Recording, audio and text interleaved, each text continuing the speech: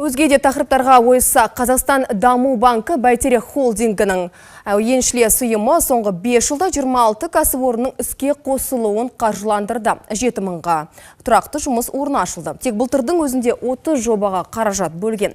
Бұдан басқа 225 миллиард теңгеге Түркістанда күн электр станциясын салу, ал батыста экологиялық дизель отыны қондырғысын іске қосу секілді өзге де өнеркәсіптік салалардағы тағы 9 жобаны қаржыландыру туралы шешім қабылдады. Банктың әлеуеті жайлы әріптесім Индира Жылқайдарова әңгімелейді.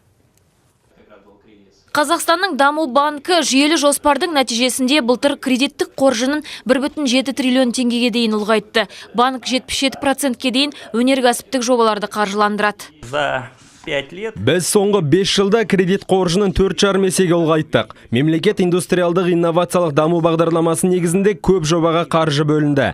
Жалпы банк былтыр 443 миллиард теңгеге 30 жобаны қаржыландырды. Таза табыс өткен жылы 3,2 миллиард теңгені құрады. Айта кетейік, банк жеңілдікпен автокредит беру бағдарламасы шеңберінде республикалық бюджет қаржысының 10 миллиард теңге көлеміндегі 4-ші траншын күтіп отыр. Оның 8 миллиарды жеңіл автокөліктер сатып алушыларға бағытталмақ. Республикалық бюджет қаражатынан ақша түсуін күтіп отырмыз.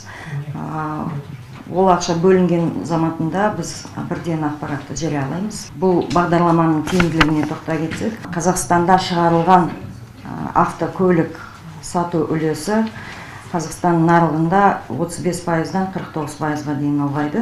Сондай-ақ Қазақстанның Даму банкі Нұрсұлтан қаласын газбен қамту жобасын қаржыландыруды көздеп отыр. Банк жыл сайын ел экономикасына 425 миллиард теңге инвестиция құяды. Осы қарқынды сақтау басты міндет. Ал жалпы активтегі кредиттік қоржынының үлесін 72%-ке жеткізуді жоспарлап отыр.